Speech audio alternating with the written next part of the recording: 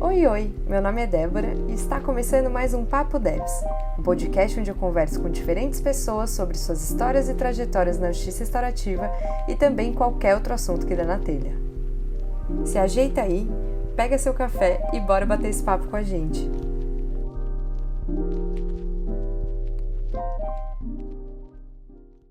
No episódio de hoje, a gente vai falar um pouco sobre as teorias que ao longo do tempo foram construindo o que é hoje a justiça restaurativa. Porque todo mundo sabe que nada sai do nada, né? Então tudo tem uma construção que vai sendo feita através de experiência, de vivências e também das pesquisas e estudos, né?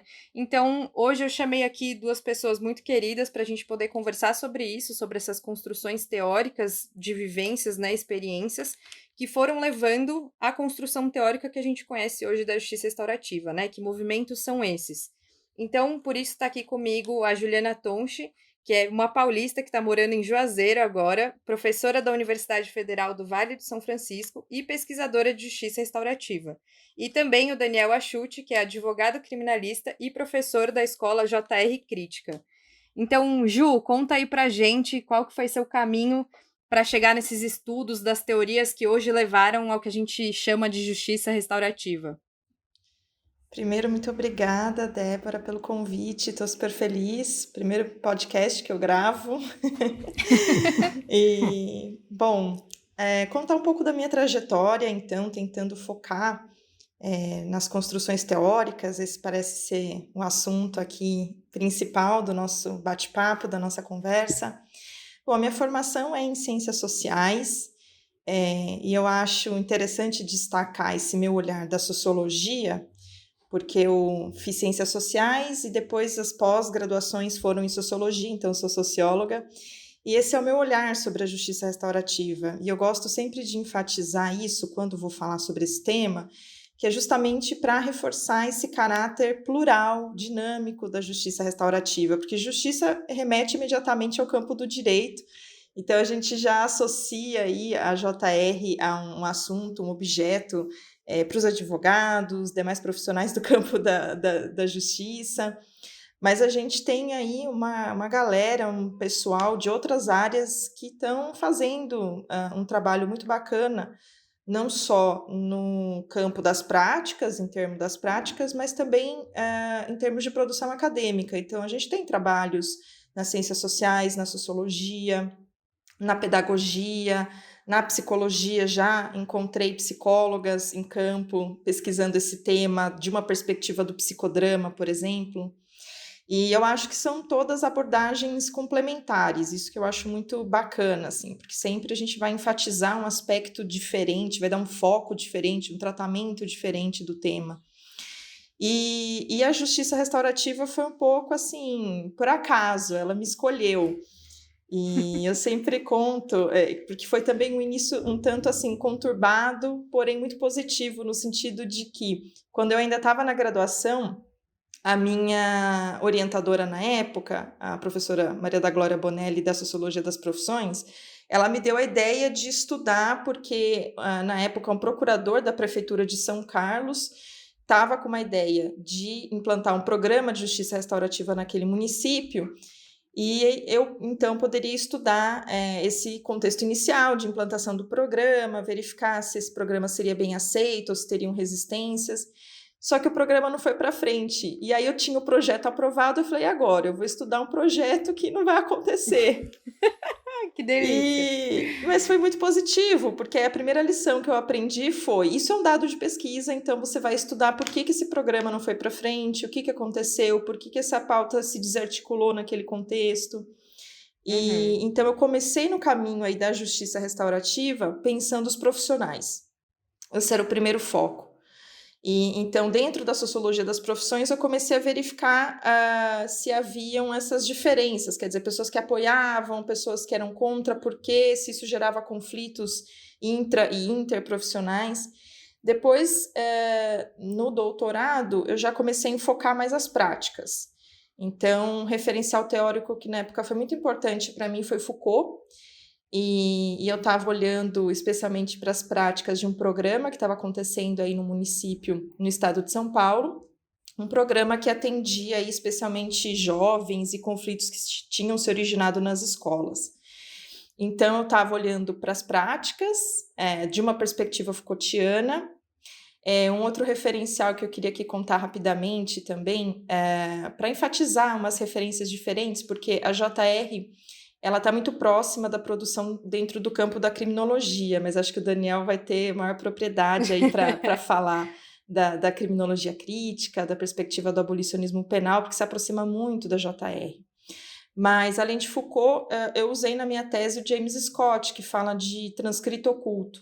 Esse é um conceito que eu utilizei, que eu acho que ainda é válido, porque essa ideia de transcrito oculto é a ideia de que existem sempre oposições no campo, sempre vão ter pessoas que são contra, mas essas oposições elas se dão de uma forma muito velada, o que eu acho que é muito perceptível no campo da justiça restaurativa, como ela é um modelo muito interessante, muito positivo, que traz uma proposta com a qual as pessoas se identificam. É muito difícil você encontrar um profissional, um entrevistado que vai falar de maneira clara que não concorda, que acha que isso é bobagem. Então, as críticas sempre se dão de uma forma muito velada. Então, eu utilizo... Acho que é porque não entrevistaram meu pai ainda. Ele é explícito, né? Tô brincando. Que interessante. Preciso entrevistar o seu pai, então, para minha próxima pesquisa. Porque eu sempre encontrei pessoas, assim, que tinham maneiras muito sutis de falar que discordavam, né?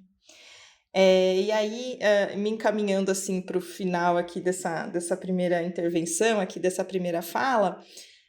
no meio do doutorado, acho que um ponto de inflexão, assim, de virada para mim foi ter ido estudar um ano no Canadá. Foi quando eu me aproximei da produção da criminologia, mas com um foco também muito específico na teoria da racionalidade penal moderna, do professor Álvaro Pires, que é brasileiro, mas muitos anos mora no Canadá, é professor da Universidade de Ottawa e tem lá um laboratório com pesquisadores, alunos que se dedicam a estudar assuntos diversos, mas sempre utilizando esse referencial em comum, que é o da teoria da racionalidade penal moderna.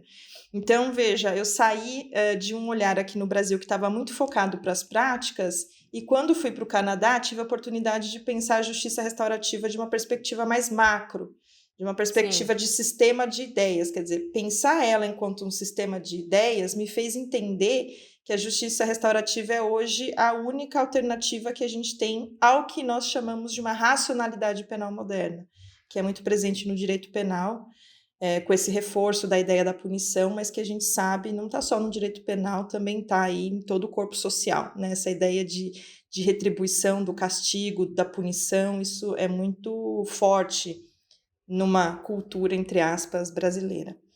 Mas acho que, para começar a conversa, essa é a minha trajetória, e essas foram as principais teorias, os principais referenciais com os quais eu fui entrando em contato aí ao longo dos anos.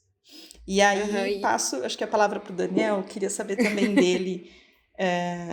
Enfim, ele é uma referência super importante e, como eu disse, consegue de uma forma muito fluida fazer essa conversa, esse diálogo da JR com a criminologia, especialmente a criminologia crítica ao abolicionismo penal. Bom, pessoal, bom dia. Sei lá que horas o pessoal vai ouvir esse podcast, mas é um prazer estar aqui também. Débora, queria te agradecer o convite para poder participar aqui desse episódio. Um prazer também especial por estar dividindo esse espaço com a Juliana, uma querida amiga, e que tem aí também um trabalho muito importante, né, de compreensão e de avaliação da JR no Brasil, desde essa perspectiva que ela acabou de relatar, né, tão interessante e tão relevante para a gente pensar esse campo, né? Enquanto a Ju falava, eu ficava pensando aqui também nessa trajetória, como que eu acabei me aproximando desse tema, né? Que também foi meio por acaso. Eu lembro ainda do período de graduação que eu estava trabalhando numa fundação aqui de Porto Alegre que trabalha com com questões da justiça que envolvem a justiça juvenil, né? Responsável por uma série de abrigos para adolescentes e tal. E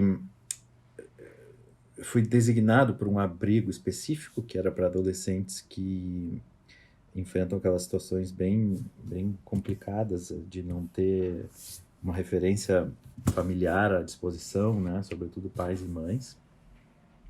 E nesse lugar, ainda nesse estágio, eu comecei a fazer um levantamento lá, porque me chamava a atenção que os adolescentes sempre relatavam a mãe, mas nunca relatavam o pai. E eu comecei a fazer um levantamento nas fichas deles para ver quantos tinham, em quantas fichas, na época que ainda era tudo de papel, né? Em quantas fichas tinha o nome do pai, né? E em quantas tinha da mãe. A da mãe estava presente em, sei lá, 98% das fichas. E a do pai era algo em torno de 60%, 55%, 60%. Se eu posso estar enganado, mas é algo próximo a isso. Isso começou a me chamar a atenção nesse estágio, né?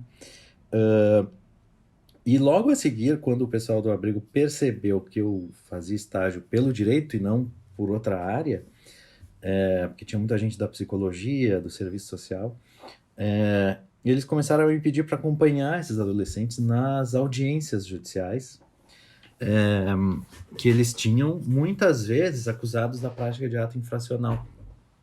Muitas vezes, eu digo, quase 100%. E foi curioso, porque a primeira vez que eu fui numa audiência, ela era dentro da FASE, aí em São Paulo, acho que é a Fundação Casa, né? Isso. Ela era lá dentro da FASE, e me chamou a atenção que a gente chegou nesse lugar e passou tudo muito rápido. Quando eu vi, o adolescente saiu de lá com uma sentença. Como assim, cara? O que é isso, né? Aí eu, perguntando para as pessoas, me disseram, não, esse é o projeto Justiça Instantânea, que dá um pronto atendimento para os adolescentes e tal, para eles terem uma resposta rápida, né? Toda uma proposta, digamos assim, ok, interessante. Mas é interessante quando não envolve um ato infracional, né? Porque quando envolve acusação contra um adolescente, comecei a perceber que, na maioria esmagadora dos casos, os adolescentes não tinham mínimo de direito de defesa. E claro, a dinâmica da justiça juvenil é outra. Esses não eram casos graves, também era importante de relatar isso, né? Não eram casos que demandariam, por exemplo, medida de internação. Mas a gente sabe que se um adolescente que passa, por exemplo, por uma medida que não envolve privação de liberdade e vem a ter um caso mais grave, esse anterior vai pesar no encaminhamento do caso dele. Então, isso que me chamava a atenção. E aí eu desenvolvi o meu projeto de investigação de TCC sobre isso, né? Sobre o que era essa justiça instantânea. E, enfim, apontei lá o que eu achava na época de, digamos assim, dos aspectos inconstitucionais daquele projeto. E, de uma certa forma, no mestrado eu dei uma continuidade nessa discussão. Lá na graduação, eu tive a orientação do Alexandre Wunderlich, no mestrado do Salo de Carvalho. E aí, obviamente, pela escola dos dois, né, a análise era sempre feita a partir do garantismo penal. E quando eu estava no mestrado, para fazer essa pesquisa, já tinha contato também com outras perspectivas de leitura sobre a justiça criminal, em especial a busca pela compreensão de novos mecanismos de justiça criminal, né? Foi até uma proposta do Salo, né? Uma espécie de continuidade do TCC, para a gente, tem a justiça instantânea, será que não tem outros modelos de justiça?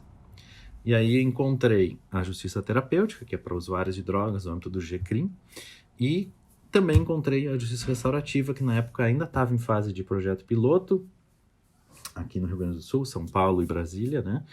São Caetano. E a perspectiva inicial era, para mim, que esses 3 modelos eram inconstitucionais.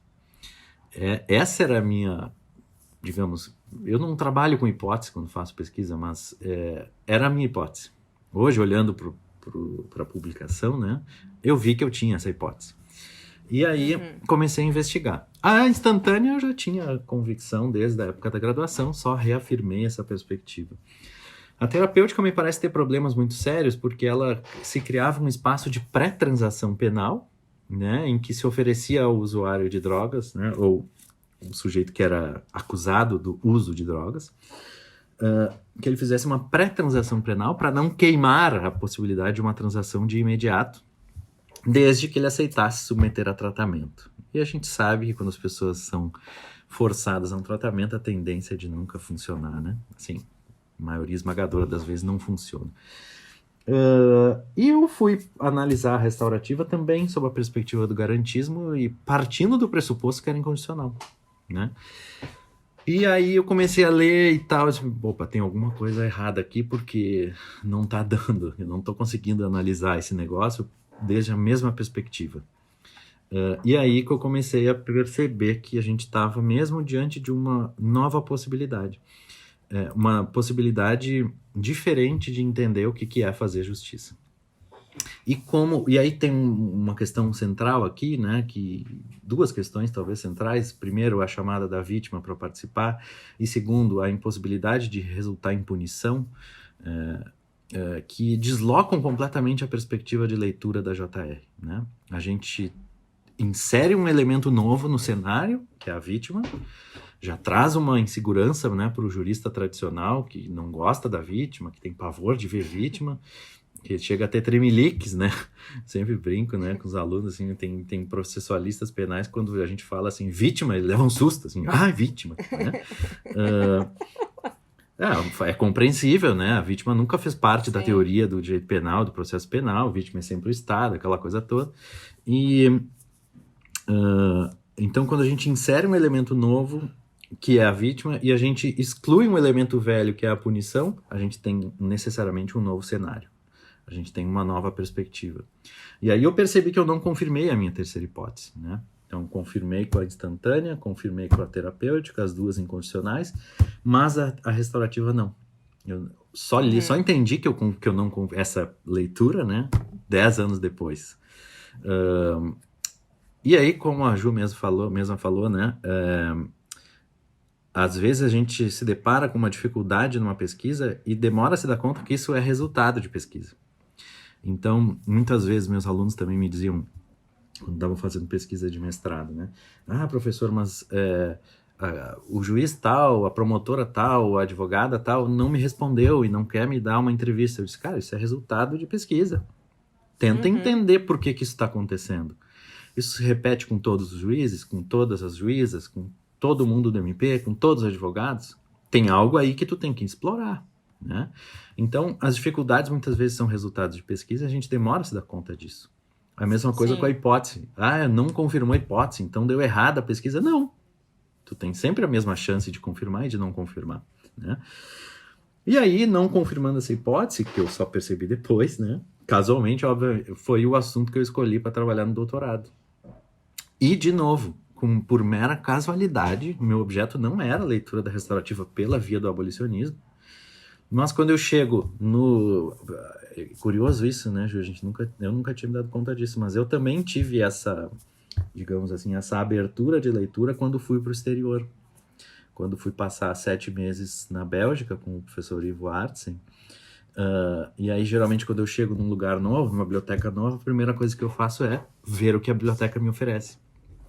E esse foi talvez o grande problema, porque a biblioteca deles oferece tudo de restaurativa. Tudo! Todas as publicações em inglês estão lá. E a maioria das publicações de JR hoje são em inglês, né? As em português eu já tinha acesso, mas eles também compravam em português, sobretudo que vinha de Portugal. As em espanhol eu já tinha acesso. E, obviamente, a única que eu não consegui ler foi as publicações em alemão e em holandês. Aí já está muito distante da minha capacidade cognitiva. Exatamente.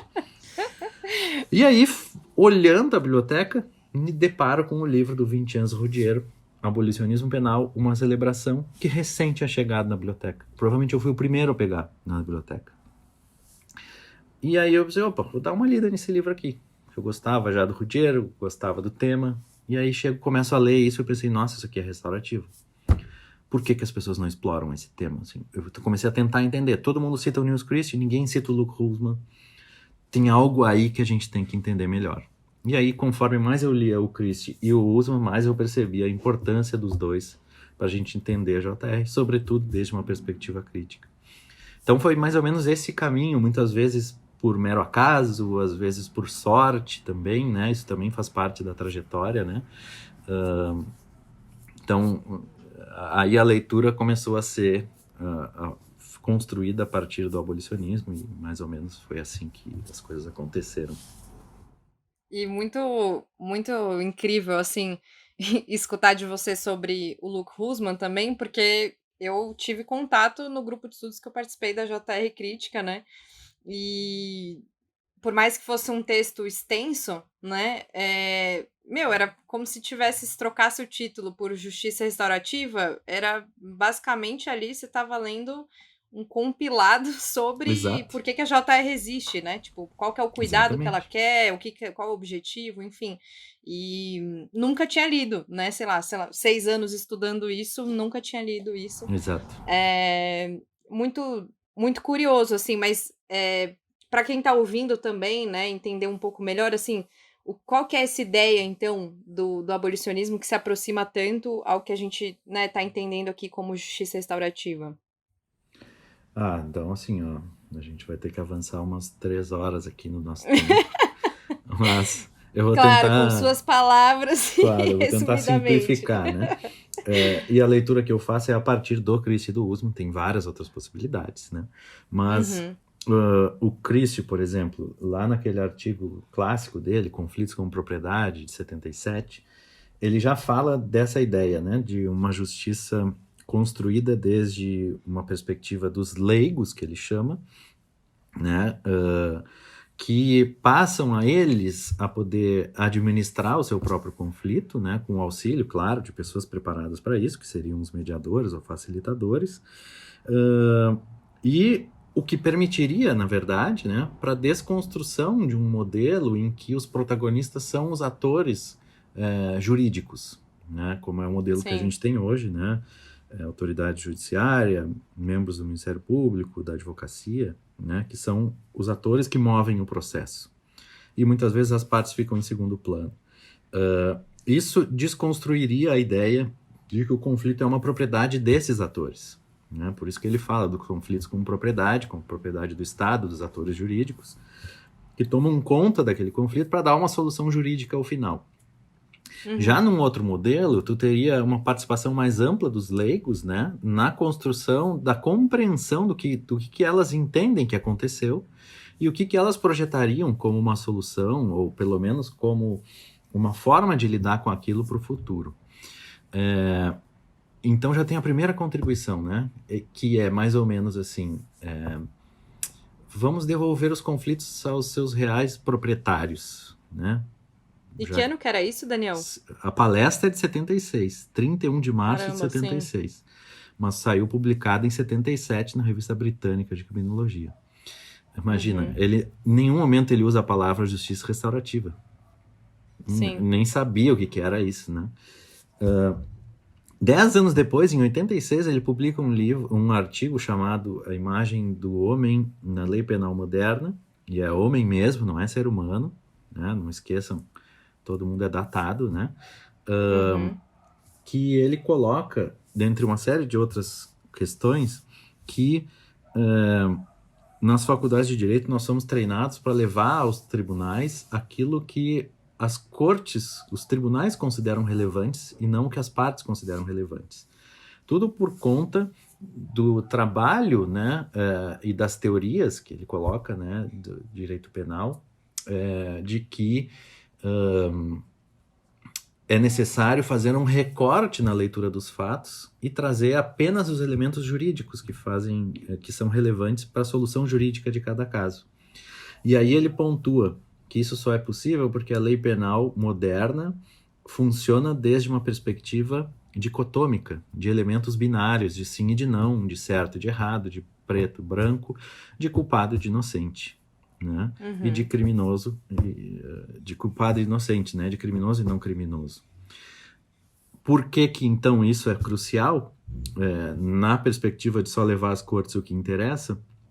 Porque as cortes só se interessam por aquilo que vai facilitar a tomada de decisões, desde o ponto de vista legal. Quer dizer, se a lei estabelece que matar alguém, né, é um crime de homicídio, e que para eu analisar isso eu só preciso saber se foi um fato típico, ilícito e culpável, e se há elementos que demonstrem autoria e materialidade, por que eu vou me preocupar com outros elementos?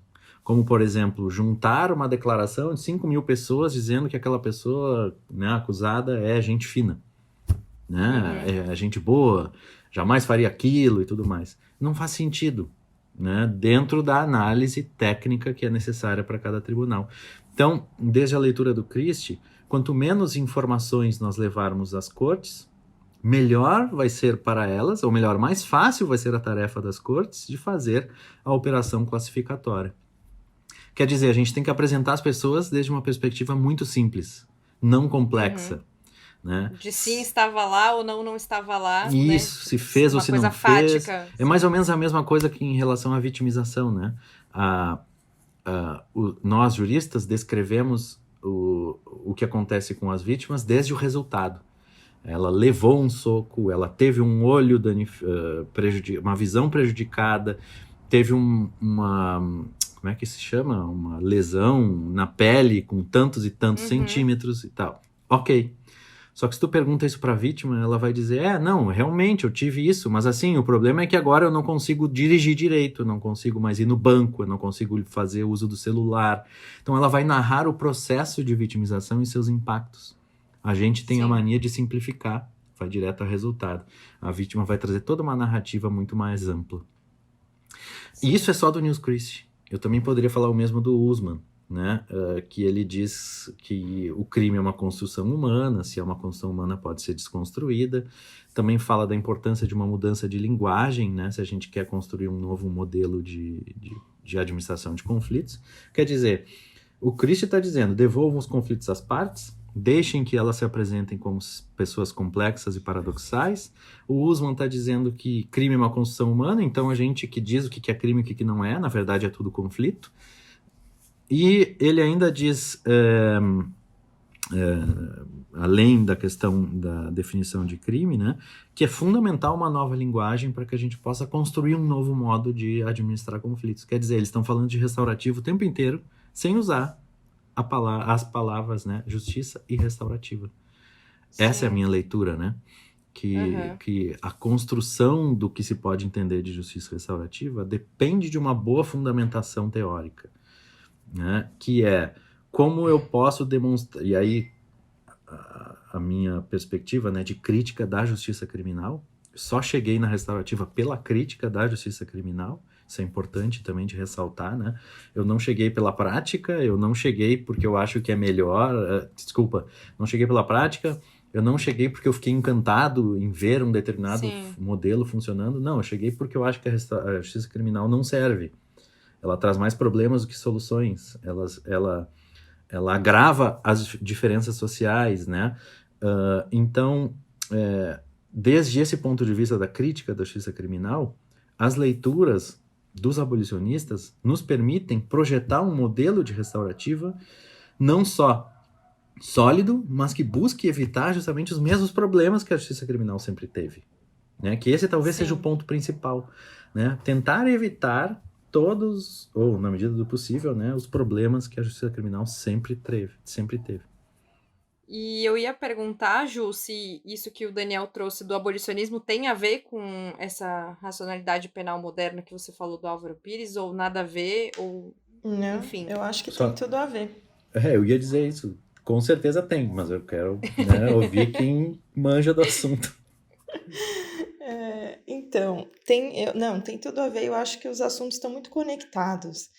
E, bom, quando a gente fala em teoria... É difícil falar em poucas palavras, assim. Muito. Tentar ser concisa, porque é uma teoria bastante, assim, complexa. E, para mim, pelo menos, foi um processo até demorado para eu conseguir entender exatamente o que o professor Álvaro Pires, o que os colegas de laboratório estavam, né, chamando... Até ele conta, para eles também foi um processo. Então, tem uma anedota que se conta que é muito, muito legal. Por exemplo, Eles debateram por muito tempo se era só um conceito ou se era uma teoria, a racionalidade penal moderna. Então, né, foi um processo de construção, até chegar ao ponto de dizer, não é um conceito, é uma teoria. E, bom, o que essa teoria está falando para a gente? Ela está chamando a atenção para o fato de que, especialmente o direito penal, tem uma dificuldade muito grande de promover uma reforma dentro das suas estruturas, dentro desse sistema de ideias que fundamenta essa intervenção aí sobre os crimes. E o que essa teoria está colocando em discussão é que as teorias que justificam o uso da pena, elas formam um núcleo identitário, um núcleo duro, que faz com que os criminalistas, os profissionais, eles tenham muita dificuldade de ver para além dessa garrafinha de moscas. A gente usa essa imagem da garrafinha de moscas para ilustrar um pouco essa situação de que a gente está fechado, né, dentro de uma caixa e a gente tem muita dificuldade para enxergar além dela. A gente não consegue visualizar outras possibilidades de resposta para essas situações, né, de quebra, de rompimento de uma norma social. Então, a teoria da racionalidade penal moderna está justamente reforçando, então, essa dificuldade, que é da ordem cognitiva, da ordem da cognição, fazendo referência às teorias da pena. E aí o que eu achei interessante primeiro dizer o que é esse núcleo duro, né, dessas teorias todas que justificam o uso da pena, porque a gente tem várias teorias. A gente tem a retribuição, a dissuasão, reabilitação prisional, reprovação social, reprovação geral positiva, mas o núcleo duro, que forma a identidade do direito penal moderno, é essa ideia de que um direito de punir vira uma obrigação de punir, e a punição tem que necessariamente aplicar algum tipo de sofrimento ao culpável. Então, esse é o núcleo duro. Sim. Então, por que a teoria da racionalidade penal moderna foi tão interessante para eu pensar a justiça restaurativa? Porque a justiça restaurativa está fora desse núcleo duro. Ela não pensa numa obrigatoriedade da punição e muito menos numa punição que implique em um sofrimento, né? Então, ela foge da lógica da punição e também foge da lógica dessa imposição de um sofrimento a alguém. Então, como a justiça restaurativa foge disso, está fora, ela é, portanto, como eu disse, a única alternativa que a gente tem hoje para essa racionalidade penal moderna. Então, 2 pontos assim que eu queria destacar, por que essa teoria foi tão interessante para as minhas pesquisas. Primeiro, esse ponto que eu acabei de dizer, então eu consegui ver que a justiça restaurativa, apesar de todas as dificuldades, muitos problemas nas práticas, de um ponto de vista de um sistema de ideias, hoje ela é uma alternativa muito potente para a gente fazer a crítica ao nosso sistema de justiça, ao sistema de justiça criminal, e por isso que eu gosto muito de pensar ela da perspectiva do abolicionismo penal, né? Então, pensar nela enquanto uma alternativa, ela é uma alternativa à racionalidade penal moderna. Ela poderia ser uma via de, quem sabe, a gente pensar aí a substituição desse modelo que a gente tem. Apesar de que isso a gente pode até discutir, está num horizonte ainda muito longe. Mas ela teria esse potencial, porque ela propõe uma outra intervenção sobre essas situações, né? Então, esse é um ponto. O outro ponto é que a teoria da racionalidade penal moderna, que a gente chama de RPM, só para simplificar, ela também me fez ter essa noção, essa consciência de que muitos problemas da justiça restaurativa não são problemas internos à proposta da JR. Elas vêm dessa hegemonia ou dessa força da racionalidade penal moderna. Então, por exemplo, vários aspectos que os pesquisadores pontuam como vulnerabilidades da JR ou dificuldades, então, a minha própria pesquisa apontou para o risco de uma mimetização, uma contaminação das práticas pelas práticas que vêm do modelo de justiça comum, a resistência de muitos profissionais, enfim, várias dessas dificuldades ou desses problemas, percebam, não é um problema interno à justiça restaurativa, são constrangimentos que vêm de fora, que vêm justamente da força dessa racionalidade penal moderna e que entende que a melhor forma de proteção de um bem jurídico, né, enfim, de valorização social de uma norma é através da punição. né? Então, por isso que a justiça restaurativa ela sofre tantas resistências, inclusive uma resistência de ordem cultural, quer dizer, se a partir dessa perspectiva da racionalidade penal moderna a principal resposta a essas situações é a punição, tudo que vai fugir essa punição vai ser interpretado pelas pessoas como impunidade ou como uma resposta que não é satisfatória. Então, quando a JR vem dizer, olha, existem outros caminhos, existe o caminho da reparação, existe o caminho de, eventualmente, porque não perdão, um reconhecimento moral de uma violação, de uma violência sofrida. Enfim, quando a JR vai propor esses outros caminhos que escapam dessa lógica da punição, então ela vai ser muito criticada, né? As pessoas vão dizer, é impunidade, ou então isso daí só vale para alguns tipos de crimes, alguns tipos de conflitos, não vai servir para outros. Então, esse é o tipo de reflexão que a teoria da RPM me possibilitou aí nas minhas pesquisas.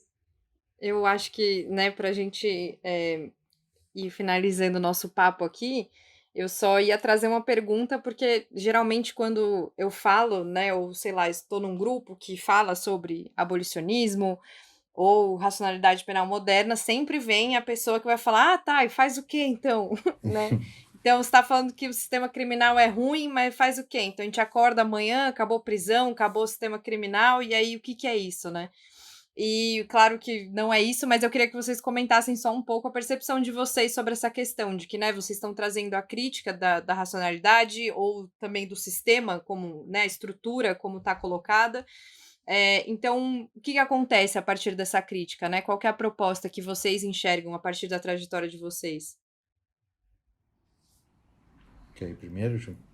Pode ser. Essa é uma pergunta especialmente muito assim provocativa para nós da academia que estamos produzindo ciência, porque os cientistas eles são muito ágeis e competentes para apontar os problemas e tem muita dificuldade para colocar em termos mais práticos como é que a gente pode solucionar os problemas.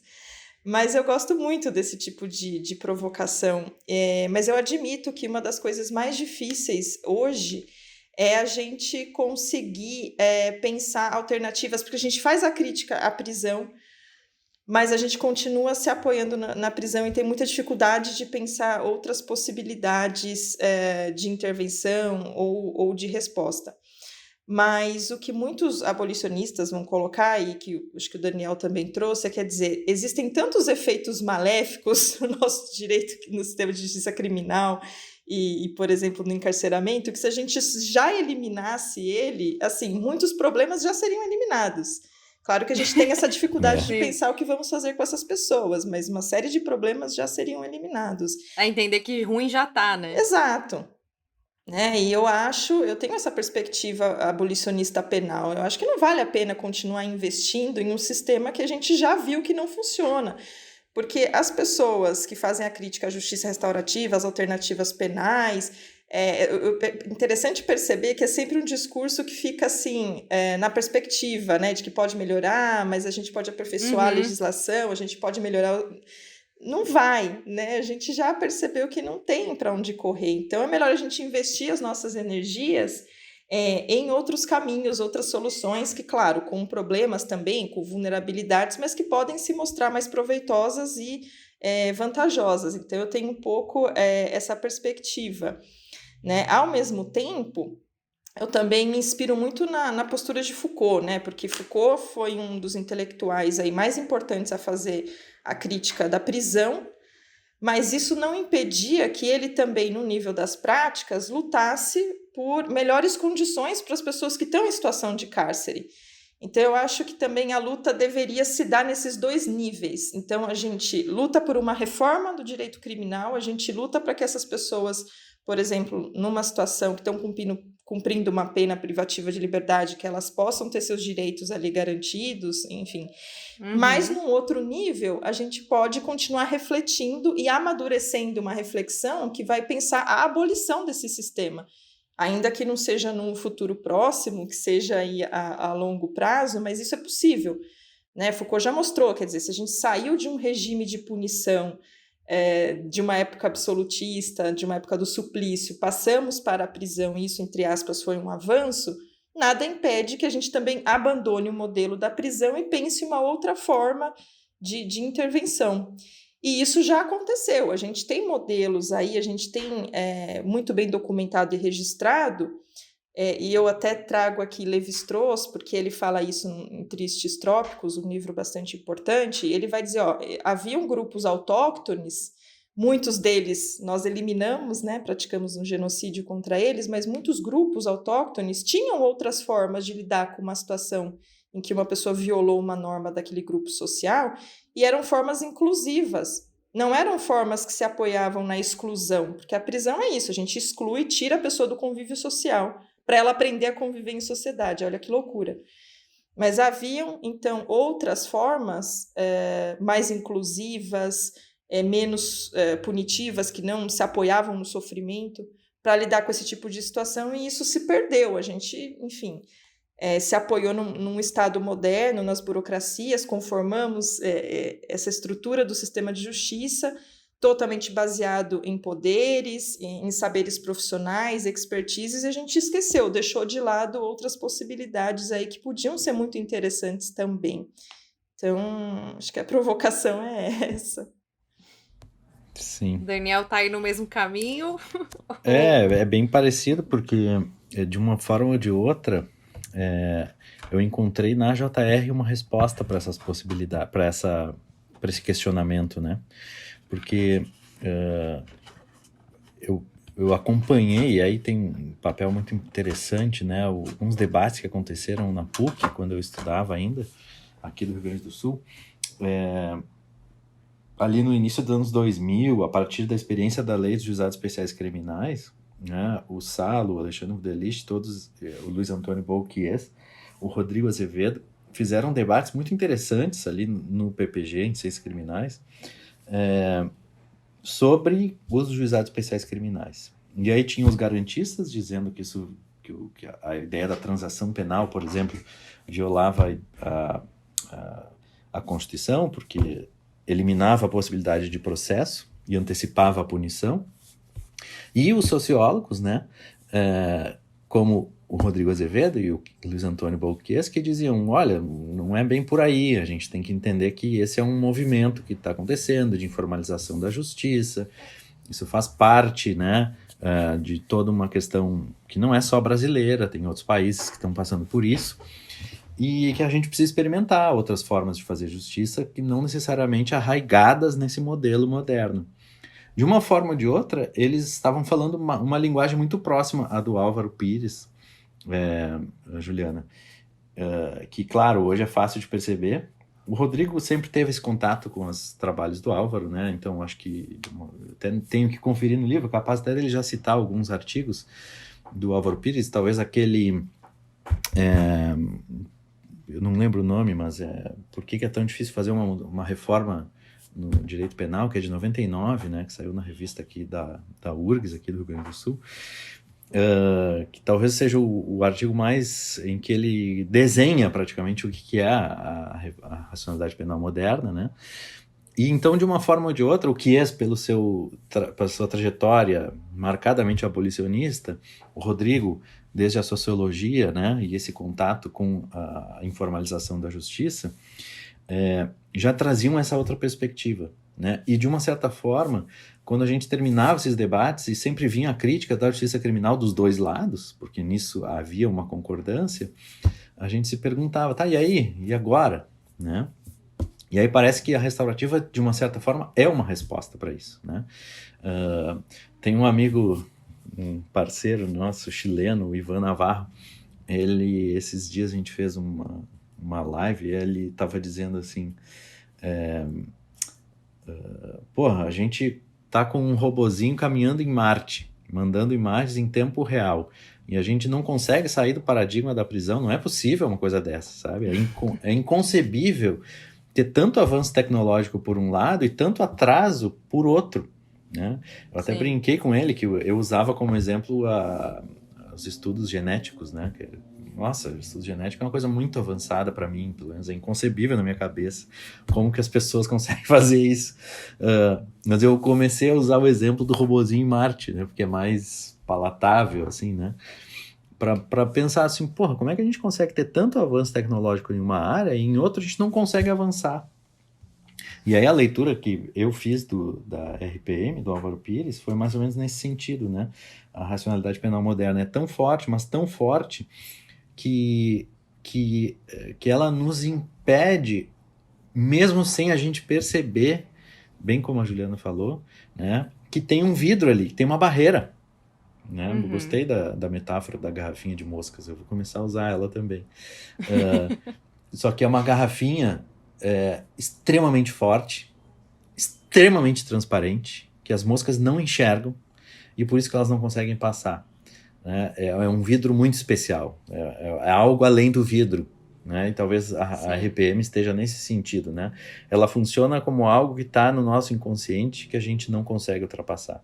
Como assim resolver um crime que não pela prisão?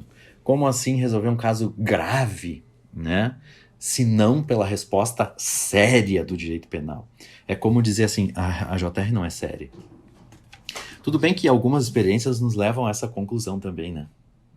Daí tem as coisas que eu implico. Daí é coisa minha, né? Eu já disse, pessoal, não levem a mal, mas eu não gosto muito dessas coisas assim, onde é a sala da restaurativa? É aquela ali que tem uma girafinha na porta, onde é tudo pintado... Eu adoro essa crítica do Daniel. Eu já falei pra tia.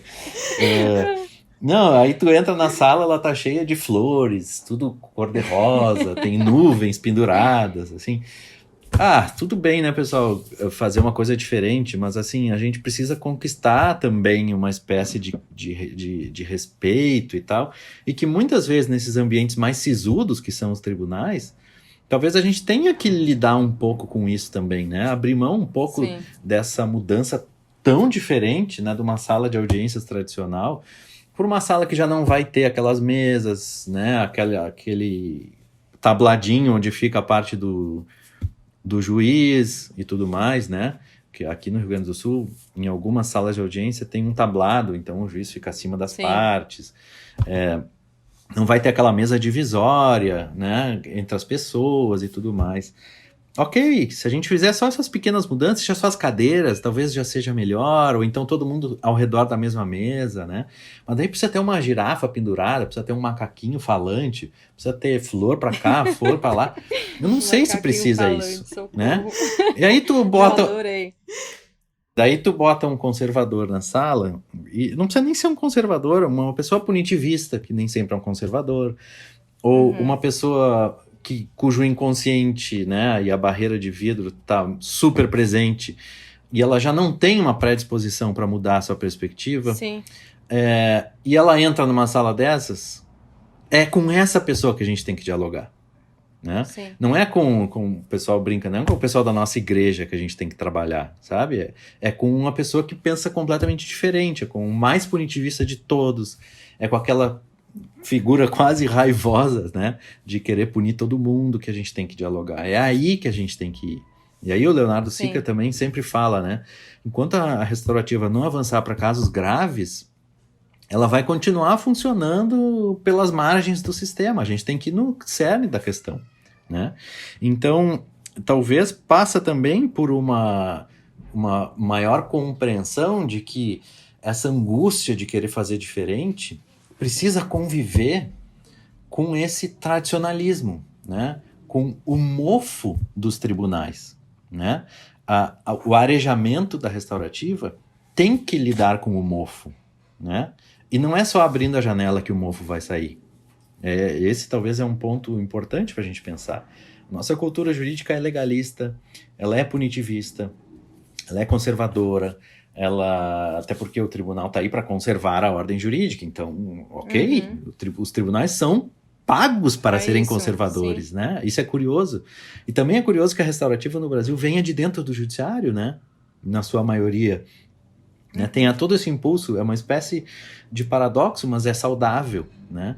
Então, a gente tem que buscar esse novo, mas a gente também tem que considerar que esse novo vai conviver por muito tempo, talvez por muito tempo, eu digo muito tempo mesmo, com o que é tradicional, com a justiça tradicional, né? Então a gente tem que, pelo menos a gente tem que pensar estrategicamente, assim, bom, eu não posso fazer uma justiça restaurativa ideal, é isso, em nenhum país é ideal, fato, a gente já sabe, em alguns é mais avançado, em outros não, nenhum é o ideal. Muito bem, a gente tem essa primeira questão. A segunda questão é, podemos fazer de qualquer jeito? Acho que não. Acho que tem certas coisas que a gente não pode abrir mão para a restaurativa ser reconhecida enquanto tal, né? Isso é desde o ponto de vista meu, de jurista, de dever ser, né? Não da sociologia, né? Que daí já é do ser, que analisa o que está acontecendo, que daí eu sei que a leitura é diferente. Mas pensando nessa projeção, assim, né? Tem algumas coisas que realmente não dá para abrir mão. Porque senão a gente perde talvez o mais importante, que é justamente essa possibilidade de fazer uma mudança significativa, né? E bom, ok, a gente já conseguiu avançar em alguns pontos, daí a gente está conseguindo montar um projeto novo e a gente bota um monte de flor dentro da sala de aula, dentro da sala de audiência, a gente bota um monte de coisa nada a ver, assim, com o sistema tradicional. Será que isso agrega alguma coisa? Será que isso faz com que as pessoas realmente pensem, nossa, essa sala aqui tão diferente, cheia de bichinhos, tão diferente da minha, será que isso vai realmente causar um impacto positivo nessas pessoas? Então a gente tem que até nas pessoas que são atendidas pelo conflito, né? Pois assim, então, porque sabe? o que eu sinto é isso, quando eu atendo os conflitos, as pessoas não estão ali extremamente desconstruídas e abertas, e tem uma resistência cultural ali também, né? E aí você chega num lugar que você já pressupõe que girafinhas e florzinhas são algo legal para aquelas pessoas, porque pode ser para você, tá tudo ótimo, né? Isso não é uma questão. Mas ali você não está falando de você, ali você está numa sala para, né, trabalhar o conflito com as pessoas. E eu não estou dizendo que está errado fazer isso. Não, eu só estou tentando pensar em termos estratégicos. Como é que a gente pode fazer com que as pessoas que vão entrar nessa sala vejam com olhos menos, digamos, ou com uma cabeça mais aberta, né? Porque é muito difícil tu fazer um conservador entrar num lugar desses e se abrir, digamos, maravilha, então isso significa que eu que sou o conservador, isso aqui está sendo diferente para me provocar, para provocar as minhas reflexões. Não, isso não vai acontecer. Eu sempre parto do pressuposto de que a pessoa que a gente quer atingir, ela precisa ter tudo explicado da maneira mais simples possível, né? Então, isso também deve ser pensado para a JR. Como que a gente faz isso? Botando uma sala completamente de cabeça para o ar, não vai funcionar. Sim, e só complementando o que vocês falaram, né, que a Ju trouxe das moscas, é que eu tava tendo uma conversa aqui em casa e eu comentei de um caso que o cara perdeu o irmão, e aí ele tá lá na justiça restaurativa, porque ele quer entender o que aconteceu com o irmão, isso era mais importante do que, né, uma punição com a pessoa que atropelou o irmão. E aí, na hora, meu irmão respondeu, tá, mas e o cara que morreu? Ele que é importante. Eu falei, então, ele morreu. Aí o que a gente tem pra fazer são as pessoas que estão vivas, né? Não, mas se o cara, como é que se você não sabe que o cara morreu quer, então como você vai fazer coisas agora com quem tá vivo, né? Tem que fazer o normal, o tradicional. Então é muito louco, que é tão forte que mesmo quando a pessoa morreu, não tem o que fazer com essa pessoa. A gente tem as pessoas que estão vivas e sofreram, estão sofrendo e vão continuar sofrendo, né? Então é tão forte que não consegue sair da lógica de uma vítima morreu, então tem que fazer o protocolo. Não tem o que fazer para além disso, né? Mas eu acho que, enfim, isso daria papos de 50 mil horas aqui. Queria agradecer muito a presença, Ju, muito obrigada, uma querida amiga que foi orientadora de sei lá quantos artigos meus, participou de tantos outros, Daniel também, super presente, muito obrigada, amei muito receber vocês aqui no Papo Devs. A gente pode... Tem a palavra final ou já... Sim, você pode se despedir. Sim, não, queria só me despedir porque eu acho que no início eu agradeci, mas não falei do prazer que foi para mim dividir essa conversa com a Débora e Daniel. Os dois eu conheço há muitos anos, dois parceiros incríveis aí de reflexões. E é claro que a gente ia estourar o tempo estabelecido para a conversa, Lógico. Porque a gente está aqui entre amigos, Sim. queridos, falando sobre um tema que a gente adora, é apaixonado, pesquisa. É claro que a gente não ia conseguir respeitar o tempo. Doce ilusão. Doce ilusão. E aí eu queria, então, só terminar dizendo que apesar de todos os tropeços, né, eu não tenho dúvidas de que para a gente pensar outros caminhos é apostar na justiça restaurativa. Eu acho que é o que a gente tem de mais promissor no momento. Então, queria realmente só finalizar aqui a minha fala ressaltando aí as potencialidades da justiça restaurativa para a gente enfrentar essa racionalidade penal moderna, essas formas aí punitivas e excludentes que a gente tem utilizado aí, que só estão alimentando ciclos de sofrimento e não estão apresentando resultados, né? Mas agradecer mais uma vez, foi incrível. Eu também. Foi uma honra, um prazer participar aqui desse Papo Debs com a Débora e com a Ju, né? Já tivemos tantas oportunidades de conversar, né? Espero que a próxima seja presencial, né? De preferência Queremos. também com vinho, né? Alguma coisa assim. E que também deixar o convite para todo mundo que quiser acompanhar aí as nossas atividades da Escola JR Crítica, as nossas lives, tem uma live com a Ju, tem uma live com a Débora, tem lives com um monte de gente, então deixar esse convite para visitar ali o nosso perfil, nosso canal no YouTube e dizer que foi de fato um prazer enorme estar aqui hoje nesse episódio com vocês. Muito obrigada, gente. O arroba do Instagram da JR Crítica vai estar na descrição também do episódio.